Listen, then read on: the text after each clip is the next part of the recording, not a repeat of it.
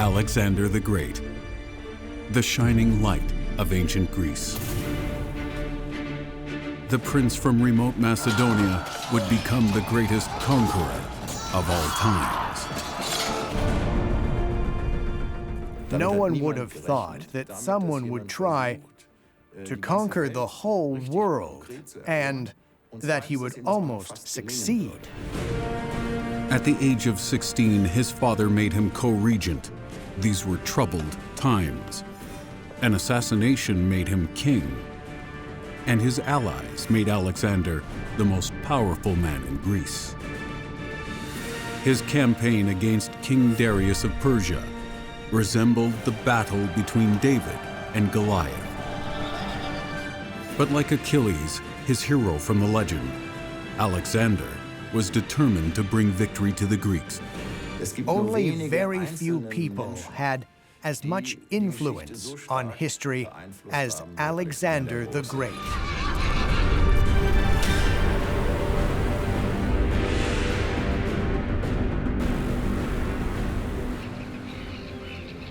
It was spring when Alexander passed the strait between Europe and today's Turkey, together with 37,000 soldiers from all over Greece. The Macedonian had a clear mission. He and his men were to free the Greek colonies from the Persians. First, Alexander went to Troy. At Achilles' grave, he had his weapons blessed, and he brought a sacrifice.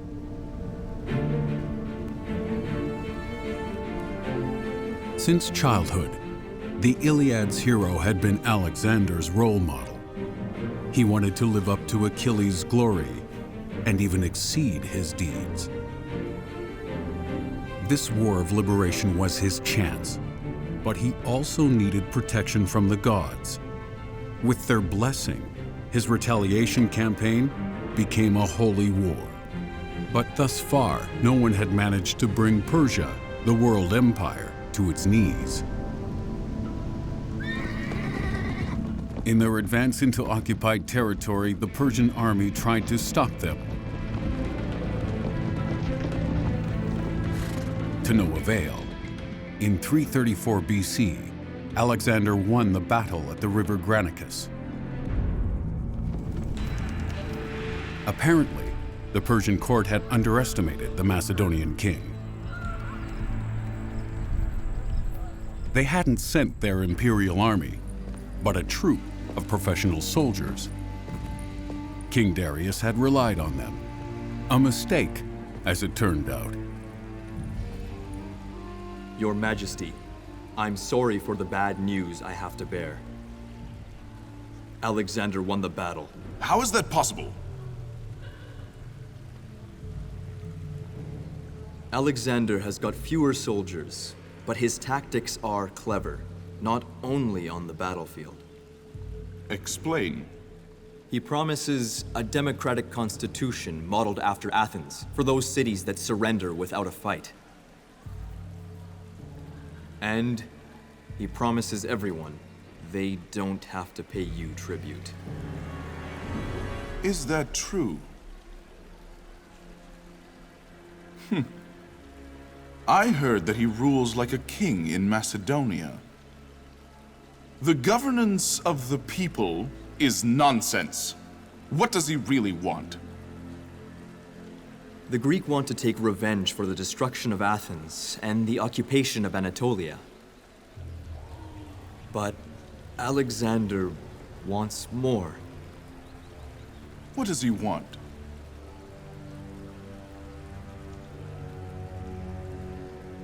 Power. He wants my throne. That's right. The defense of your country shouldn't be left to vassals. Who could lead our army better than you? He will regret that he ever left his mother's lap.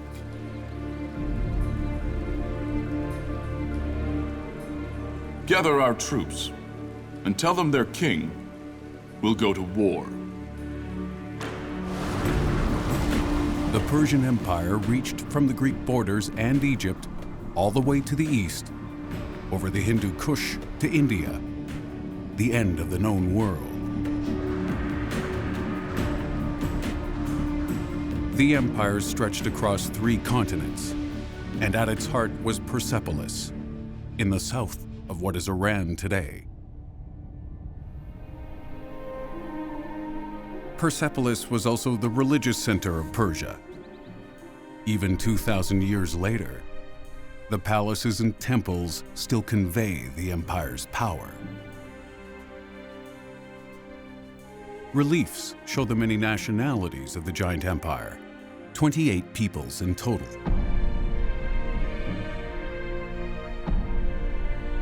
Among them, Syrians, Egyptians, Babylonians, Greeks, Indians, and Arabs. They all gathered to offer presents to the king on New Year's Day. The Persians were role models. They implemented a political order that allowed peaceful coexistence of the nations. But there was also resistance from the Greek colonies. Almost all of them saw Alexander as a liberator.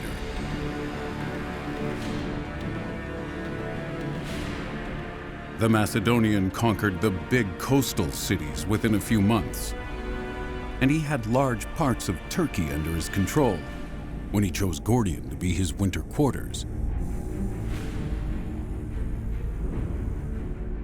In the temple, he discovered Phrygian King Gordius's famous cart. And this is supposed to be a card for a king? It belonged to Gordius, king of Phrygia. When the Phrygians looked for a king, the oracle told them to choose the first man they saw on a cart. And by chance that was Gordius? Is that how quickly you can become king here? Yes, but that's not the whole story. Do you see this knot? What about it? It says, whoever can untie this knot will reign the Persian Empire.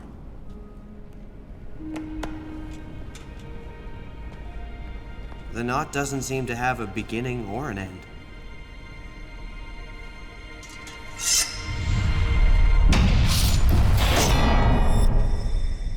The story of the Gordian knot is just a legend, and it was clever propaganda.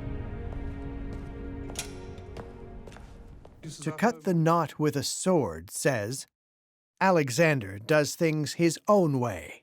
Everyone failed, and he showed them how to do it. But liberating the Greek colonies wasn't the end. Alexander wanted to knock Darius off his throne. Darius gathered his army in the borderland between Turkey and Syria. Alexander also moved his troops, but the two armies passed each other without noticing. Suddenly, the Persians were behind them and blocked the exit route. The land battle took place at Issus. The Macedonian king against Darius, the most powerful man in the world, and against more than 70,000 warriors. The enemy stands between us and our home. We will triumph or die. Retreat is impossible. Don't be blinded by the glamour and size of our enemy. I see what you see, but none of you can see it with my eyes. The great king underestimates us. Be brave, because this is not the first time we have faced superior numbers, and it will not be the last time. We will triumph!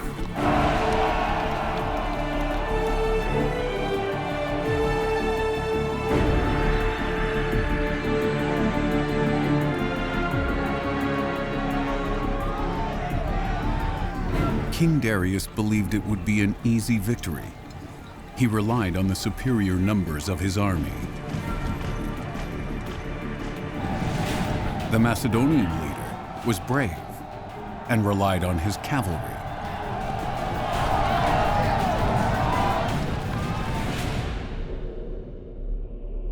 The Battle of Issus, 333 BC. The battle is depicted on the famous Alexander sarcophagus. The Macedonian king is the hero in this scene. The Persians, who were superior in numbers, dominated at first. But then Alexander managed to push through enemy lines. Darius's life was in danger as Alexander attacked the elite troops around the king. In the end, Darius could only flee. This sealed the Persian defeat. Alexander's success is partly due to the fact that he acted unexpectedly. It's almost like in football. The team that doesn't play with a predictable strategy scores more goals. And Alexander's strategy was very risky from a military point of view. Seemingly heedless, he attacked the enemy at their strongest points. But the war wasn't won yet. Darius was still free. He escaped into the desert. The Macedonians rushed to the south. The inhabitants of Tyre went to war. But like everyone who rose against Alexander, they faced grave consequences. But most of Persia's allies celebrated Alexander as a liberator. The Egyptians greeted him with open arms. Their feud with the empire had lasted for too long.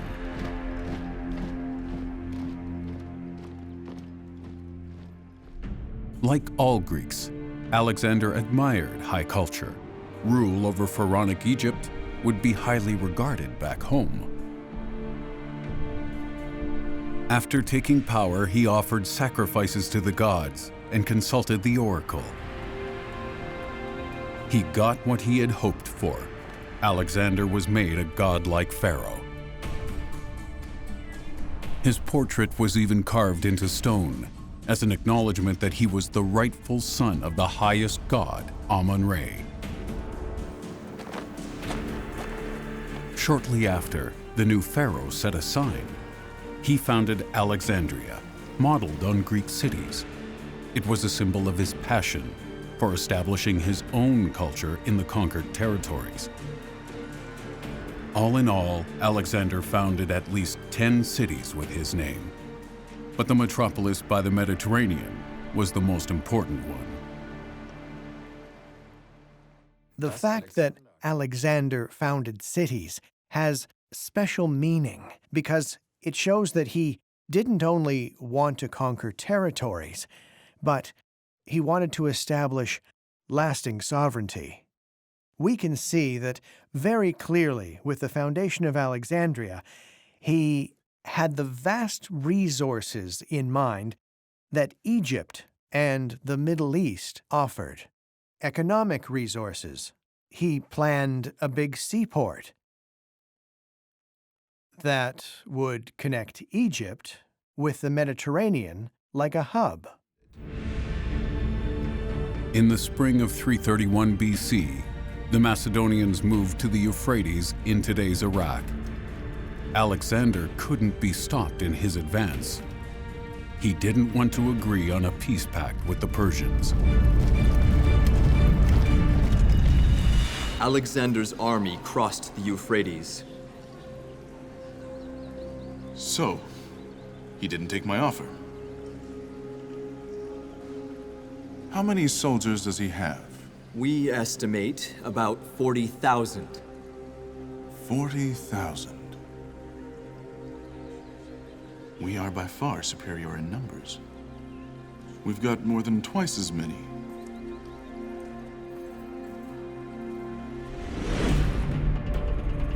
In September, Alexander's troops crossed the Tigris as well.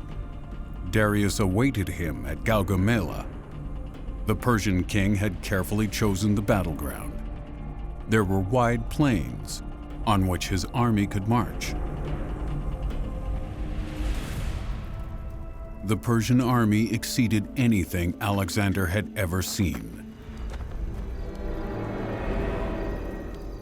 They were over 100,000 men. Why didn't you make peace with Darius? What did he offer you?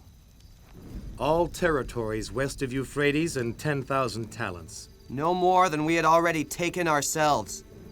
It's easy to offer something you don't own. I would have taken him up on his offer, instead of risking everything now. If I'd been you, Parmenion, I might have done so. But there are no two suns in the sky.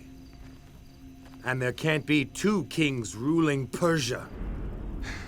And I thought we took revenge for their attacks on Greece.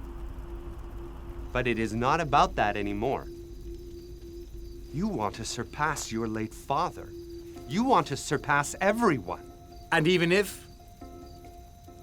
So far, we've only liberated territories the Persians had conquered. Now we are on their territory, and we will conquer them.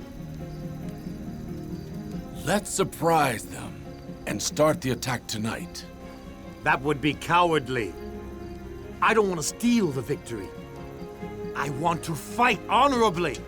Eye for an eye at dawn. You've heard it. Set up camp. We will face a challenge. Darius's super army extended across 5 kilometers. A frontal attack would have been pointless. Alexander started a diversionary maneuver. At first, he moved parallel to the Persian front. Simultaneously, his infantry attacked the center.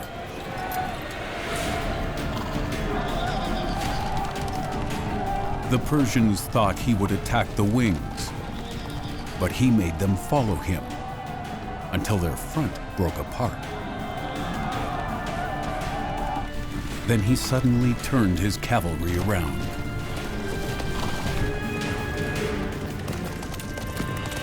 He pressed into the gap in the center in order to attack the Persian king directly.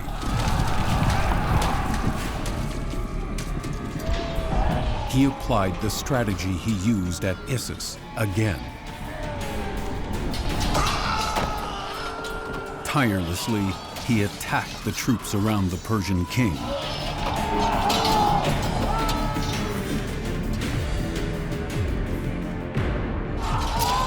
Alexander wanted a final decision in a fight of man against man.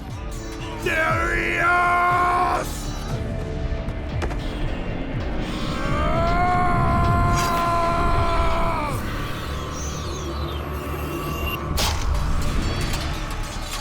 Move! Darius abandoned his troop. They fought to the bitter end. Alexander! We need you at the left flank, or the Persians will storm our camp! I don't believe it, the old fool! Darius! Darius' escape sealed the Persians' second big defeat. It was the last chapter of his reign. Still on the battlefield, Alexander proclaimed himself the new king. His reputation as bearer of peace went before him. His victory at Gaugamela showed the Persian people that Persian military power wasn't reliable anymore. Alexander didn't have to conquer a big city. Babylon, Susa, Ecbatana, they all opened their gates. Come in, have our treasures. Alexander entered Babylon as a world ruler. His arrival turned into a triumphal procession. Babylon had been in Persian hands for 200 years. They had made the biggest and most beautiful Oriental city their second seat of government. Unbelievable. Even Athens would pale in comparison to Babylon. Its size, splendor, and luxury were not of this world, claims the legend of Babylon's foundation. Not kings, but the gods themselves had built it. The Macedonians had only known this legendary city from stories told by Aristotle. He didn't hold it in high regard. But Alexander was impressed. He wanted to make it even more glamorous, and he wanted to reside in Babylon like his predecessor Darius. The king of ostracized Macedonia had made his dreams come true. He avenged Greece and achieved victory. He achieved sovereignty over the biggest empire in the world. Aristotle called the Babylonians barbarians? Probably because he never saw their city. If barbarians can perform such miracles,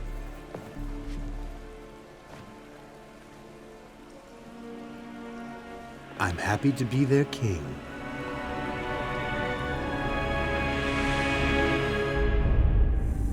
Soon after, Alexander moved via Susa to Persepolis.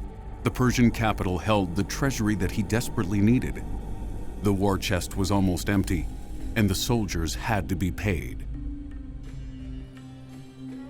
Most of them thought Persepolis would be their last stop. The retaliation campaign was supposed to end here.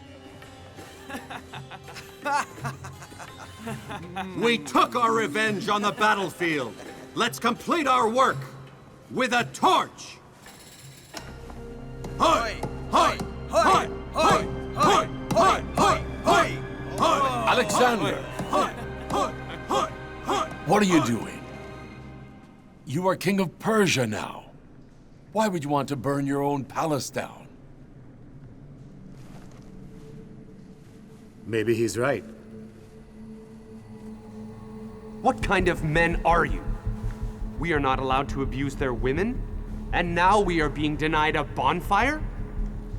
Is that what your revenge looks like?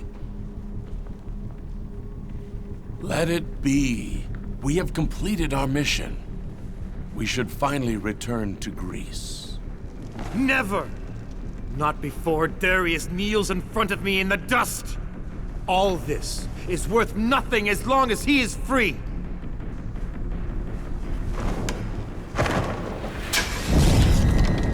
The feast ended in catastrophe. The palace burned down almost entirely. What the flames spared, the soldiers carried away. There has been much speculation over it. Until today, it's unclear whether Alexander only acted on impulse.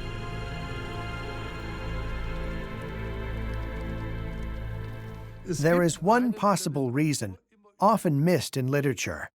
Alexander wanted to make Babylon the capital, not Persepolis.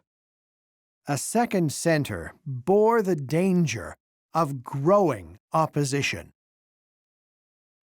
He wanted to make Babylon the center, and that's why he destroyed Persepolis. A little later, the day came. He sent home large parts of his troop. First of all, the soldiers of the Greek allies. He was left with Macedonians and Greek mercenaries. He went looking for Darius with them. But the pursuit of the Persian king took an unexpected turn. We have found them.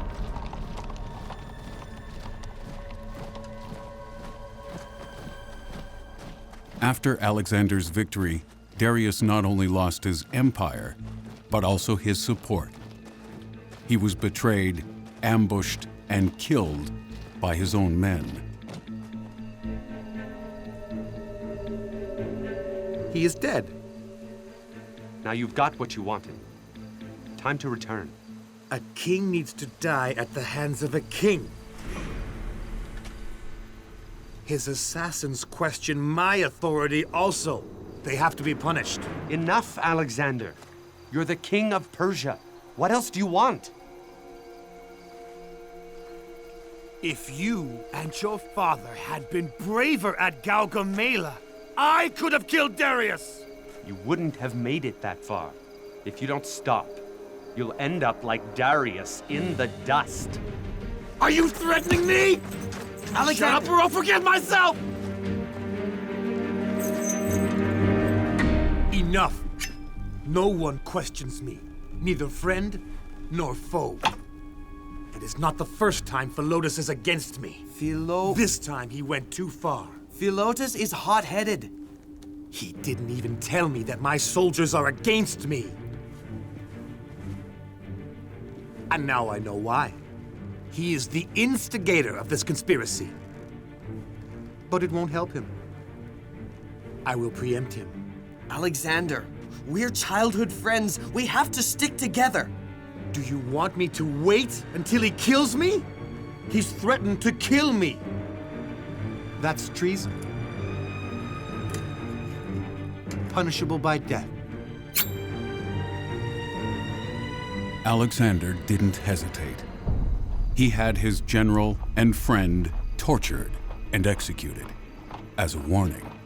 Whether they were soldiers or confidants, this message got across.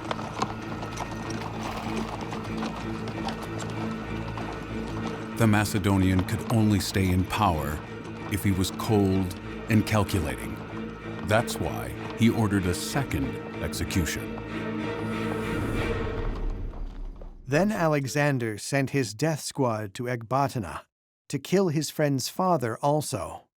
These were the rules of the time. Alexander knew that revenge was paramount in this case. The father would have had to take revenge for his son. And with the possibilities he had in the western part of the empire, it's easy to see what would have happened. Following Alexander's wishes, Darius was buried honorably. He was entombed in the Persian royal burial ground. His murderer, however, had to be executed. When Alexander set off to today's Afghanistan, his army was over 50,000 men strong, among them many tribes from the Persian Empire. The Macedonian needed them to crush the pockets of resistance in the remote areas of his empire. But there was no end to the bloody battles. Time and again, Alexander had to deal with defeat. But then, a young princess fell into the general's hands, and he captured her. It is said that Alexander immediately fell in love with her. Her name was Roxana, Little Star. Alexander officially made her his wife.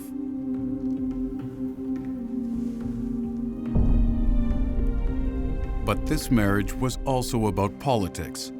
It served to establish peace and a Persian-Greek dynasty. Of course, marriages between Greeks and Persians had existed before, but not among royals. It was extraordinary that Alexander didn't choose a Greek to be his wife, which he could have done, and was expected to. His father married a Greek in his second marriage. He made a statement in marrying a Persian princess so that everyone could see he was the new Persian king. Alexander adopted Persian culture without hesitation. He also expected genuflection and hand-kissing, even from his own people. But it wasn't delusions of grandeur. It was the calculus of a ruler. The Persians would have despised him if he had not adopted the rituals of the people he ruled.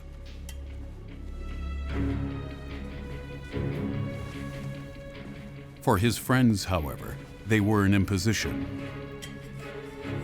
They were used to different behavior. Cleitus, who had saved Alexander's life before, refused this gesture of submission.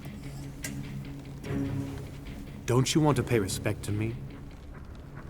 I do, but I only kneel before the gods. I am of divine descent. My deeds are greater than those of Heracles and Achilles. And even if they were, You are just human, like we all are. We fought side by side and succeeded together. And now you ask us to kneel in front of you. I am the great king. I demand the respect I'm entitled to. You treat us like Persian barbarians. You forget who your friends are. I gave you more fame and wealth than you could have dreamt of. Fame! The fame that we've all earned should be only yours now? Quiet. And your gold is not enough to buy back the respect you've lost! Quiet, quiet, quiet! I said be quiet!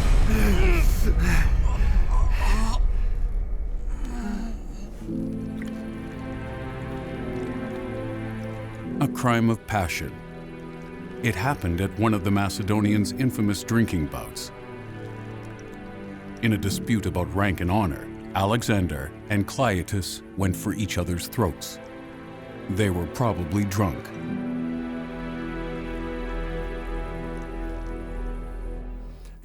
I actually believe that the murder of Cleitus was an emotional act. They were close friends. Cleitus was one of his best friends.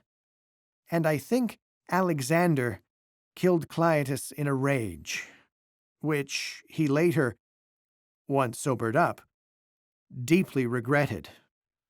But the man was dead. Just a few weeks later, this seems to have been forgotten. Soon after, the emperor went on a scouting expedition. He heard about an old mountain pass, often used by merchants. Alexander planned to extend his empire to the east. The route was supposed to lead across Afghan borders. He demanded that his people would follow him to the end of the world, to a place where no Greek had ever been.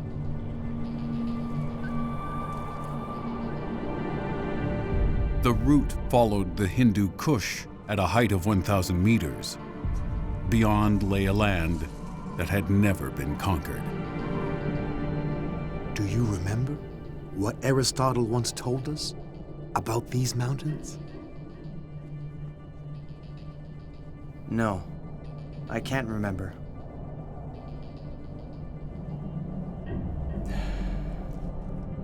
He called them peaks no eagle could pass. And beyond them is the end of the world. No Greek has ever seen it.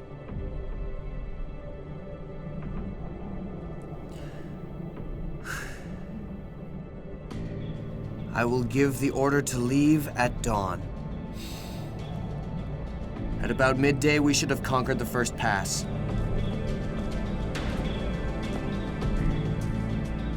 After many bloody battles and enormous hardship, Alexander tempted fate again.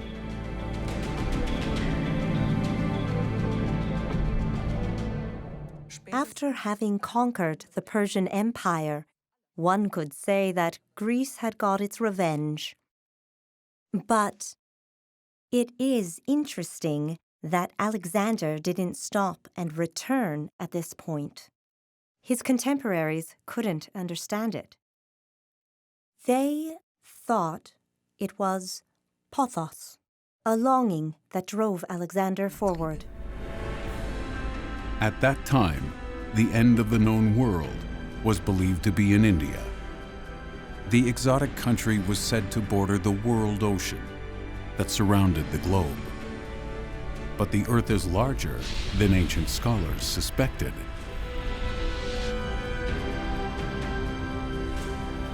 Allegedly, 135,000 volunteer soldiers dared to make the journey across the dangerous Khyber Pass to India. The core army was more than twice as large as it was at the beginning of the conquest.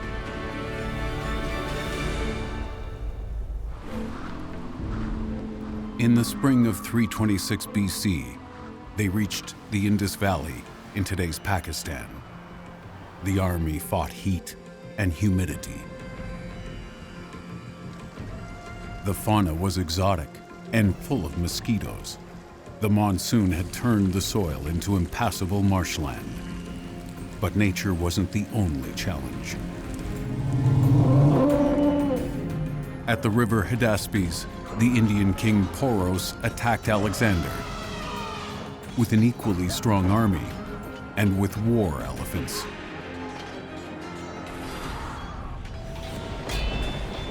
It was a bloody battle, evenly balanced for long periods. But in the end, the conquerors from the west succeeded. It was the last big battle they fought.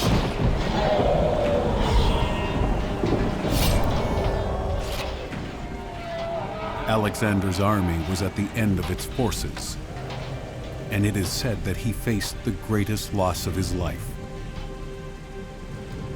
Bucephalus, his beloved horse, died from exhaustion. His death allegedly broke Alexander's heart.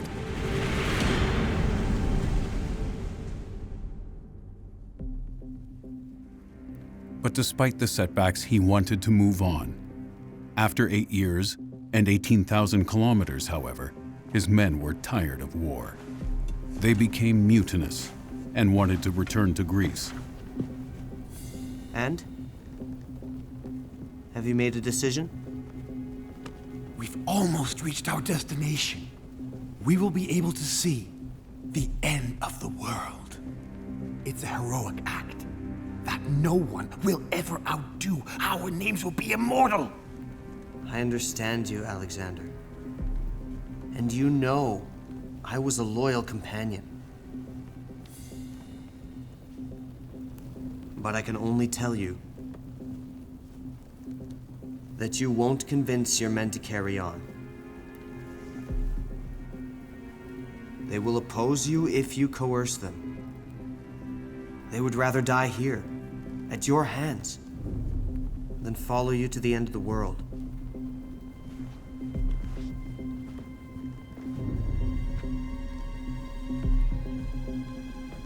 Do you remember Achilles and Patroclus? We wanted to be like them. We were like them. We even surpassed them. They died in battle. It was their fate. And they'd asked for it. And us? What awaits us? A life at royal court? Surrounded by flatterers and bootlickers?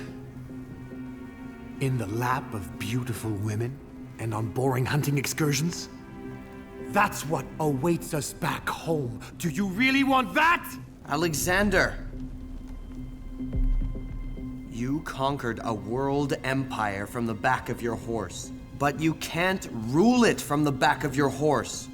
If you want to be at war forever, your empire will not last.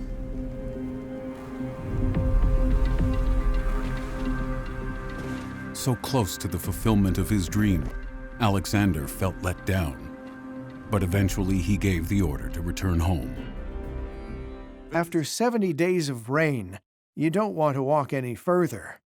Alexander then had the ingenious idea of locking himself in his tent. He was sulking and went into a sit-in. But as the people wouldn't give in, he consulted the gods. The gods were consulted by the priests, and the priests knew what they wanted and said, "We're really sorry, but the gods oppose." And Alexander said, "If the gods oppose, I have to return." But he returned on a different route. He sailed with a fleet down the Indus to the Indian Ocean. So he reached the end of the world after all. Then he split his forces. The ships explored the sea route to Persia, and Alexander went overland with his troops. The soldiers had to cross one of the most forbidding places on Earth.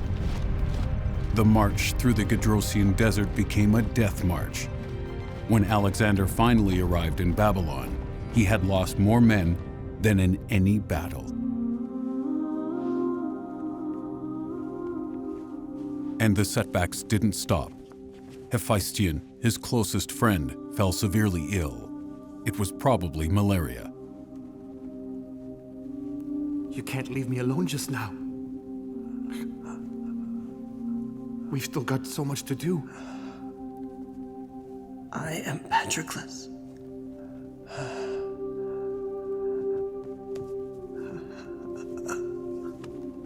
And you are Achilles. I have to die before you, my friend.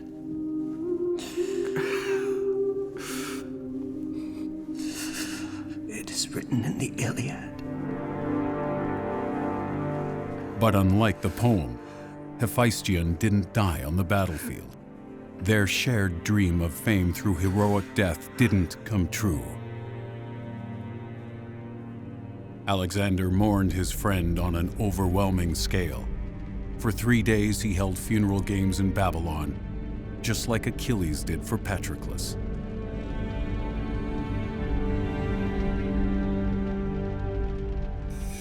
Just a half year later, Alexander also fell ill during the preparations for a new campaign to Arabia. Some say there was poison involved, but he probably had malaria as well. The emperor was closer to death than life. The court worried about the future of the empire. Roxana was pregnant with his son, but Alexander didn't name a successor. Alexander, who is supposed to rule your empire?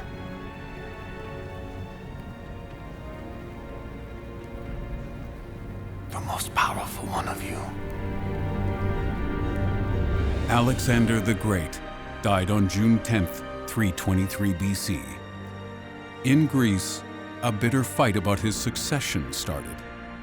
The empire he founded broke apart within just a few decades. But he spread Greek culture over 3 continents all the way to India. And he was the first European world ruler in history. He was buried in Alexandria, in the city that carried his name. The exact location fell into oblivion. He formed the image of Alexander the heroic conqueror. But the honorary title, the Great, was given to him only by the Romans. Others continued to tell his legend across generations and borders. What remains is the fascination with a man who changed the world.